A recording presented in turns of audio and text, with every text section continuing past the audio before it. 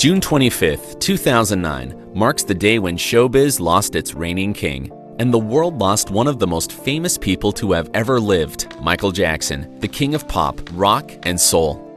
The news of Michael Jackson's death came as a total shock to everyone.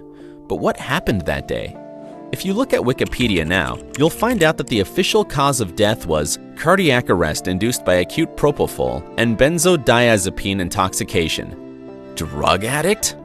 Well, things are not as straightforward as they may seem at first glance, and Wikipedia may be a little off.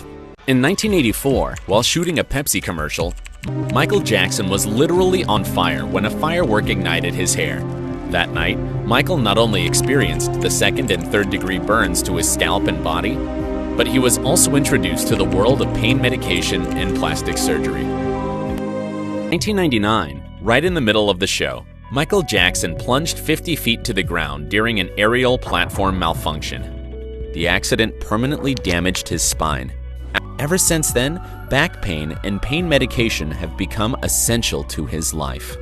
Stress and pain would later transform into serious health problems for Michael Jackson. Perhaps his most disturbing one was insomnia. There were times when he didn't sleep for 3, 4, even 5 days in a row, and the only thing that could put him to sleep was painkillers and sedative drugs. By the end of the 90s, MJ had developed strong addiction to propofol, which essentially is a powerful sedative used by anesthesiologists to sedate patients during surgeries. Michael Jackson was so used to sleeping under propofol that he even called it his milk, as the color of the substance indeed resembles milk. So, in early 2009, Michael signed a lucrative contract with media giant AEG to organize a series of concerts in London. This Is It tour, which should have marked the great return of the greatest entertainer.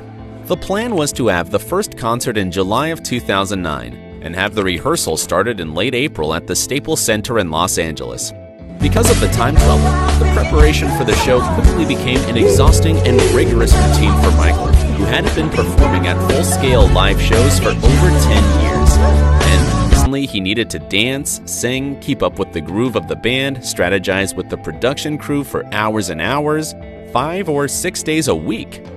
To keep himself sharp and functional, Michael needed a good sleep, and to get his back pain right out of his head, he needed more than that. His plan was to go through this tough period with the help of his good old friends, propofol and benzodiazepine. But administering serious sedatives like propofol is not as easy as taking pills. Therefore, Michael has always had a special companion by his side, a medical doctor who would be willing to assist Michael with this sensitive matter. As part of the deal with AEG, Michael had a request to hire a personal physician to support him during the tour. AEG said, sure, and hired Conrad Murray, a doctor who had known Michael long before the rehearsals, and who undoubtedly knew about MJ's non-trivial requirements. So, here's what's been happening almost every night after the rehearsals.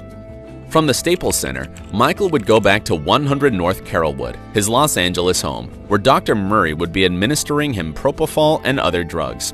They even turned one of the bedrooms into a medication room. Every night, Dr. Murray was putting Michael into anesthesia at the comfort of his own home, without proper medical equipment, which was absolutely crucial for what they were up to. Now, what happened the night when Michael died? Actually, it was just another night. Nothing special. Dr. Murray induced a small dose of propofol into MJ's body and put him on a drip. Sounds confusing? In a nutshell, during a propofol anesthesia, an anesthesiologist initially administers a small dose to make a patient fall asleep. After that, the doctor needs to be able to maintain the concentration of the sedative in the patient's blood, otherwise the sleep won't last long. That's shortly after the initial dose Dr. Murray put Michael Jackson on a drip, when a small dose was being continuously delivered to the patient through intravenous equipment, thus keeping the stable concentration of the sedative in his blood. And here's what went wrong. See, the reason why a doctor must have proper equipment when administering drugs like propofol is that the reaction of a human body to strong sedatives can be unpredictable. Apparently, there's a mild sedation, moderate sedation, and deep sedation. Since he stopped breathing, the only thing that he really needed was oxygen, but Dr. Murray wasn't ready to handle this situation.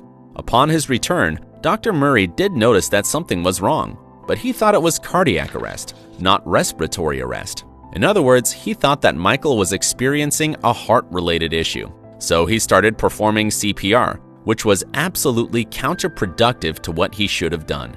He also did not call 911 immediately, and the qualified help was not in time to save Jackson's life. Later on, Dr. Murray would suggest his own version of what happened that night, claiming that he only gave Michael the initial dose just to help him fall asleep, and then Michael would put himself on a drip while Murray was out to make a phone call. The court and jury didn't believe in that story. In our personal opinion, Michael Jackson's condition was known to his close circle of business partners, but no one really wanted to truly help him get off the drugs. At the end of the day, he could have been sent to rehab if someone cared enough for him.